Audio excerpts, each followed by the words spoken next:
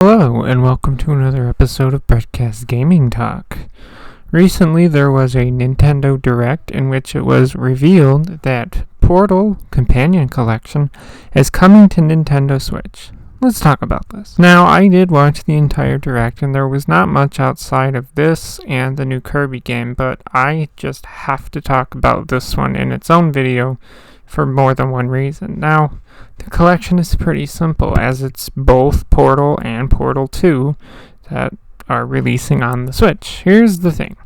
I love both Portal and Portal 2, but I already own them on PC, so I'm not that inclined to be buying them on Switch.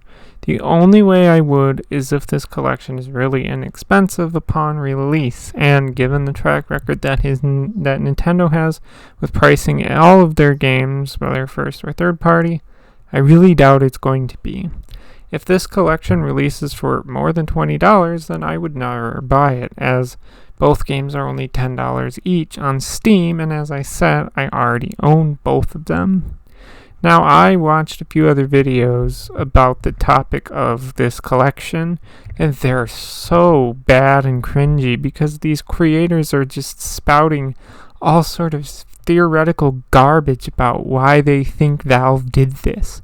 One of these creators brings up that, Valve has talked about how developing for Sony and Xbox consoles is really difficult, and so people theorize that this is Valve getting back at Sony and Microsoft, despite Valve not saying anything about if porting Portal and Portal 2 to a Nintendo console was any easier or more difficult than when they were doing it for Sony and Microsoft consoles. Now, one of my favorite of these bullshit theories is where one creator pointed out how the logos for Portal 2, Portal, and the Companion Collection have like a motion blur on them in their trailer, and said that maybe this is some kind of hint to Portal 3, and that made me laugh so hard that I almost passed out from laughing at this utterly stupid, nonsensical bullshit theory.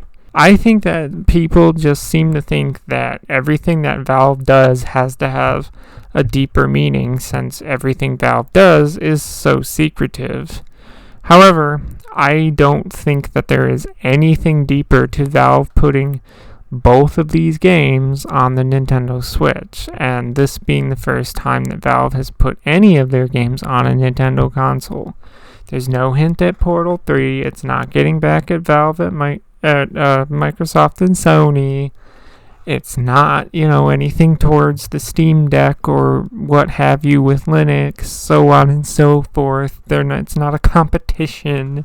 It's none of that. My theory, money. Valve likes money, as do most corporations, so why not put your games on the Switch? Because you get more money. I will say that if I do get these games out of the love I have for them, and because of the price making sense, I will probably get a Pro controller, as I don't really think the Joy-Cons work good for first-person games, even if you slide them in the controller thingy that comes with the console. The only kind of theory that I'm going to entertain is that maybe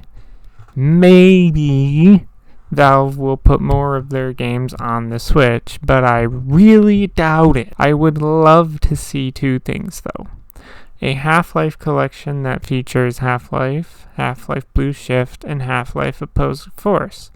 Then do a Half-Life 2 collection that features Half-Life 2, Half-Life 2 Episode 1, and Half-Life 2 Episode 2. Heck, they could even do a third collection featuring Left 4 Dead and Left 4 Dead 2. But that's just something that I would personally like to see. That will probably never happen. That's all I have to say, so if you're out of the conversation, leave a comment below. As always, thanks for listening, and goodbye.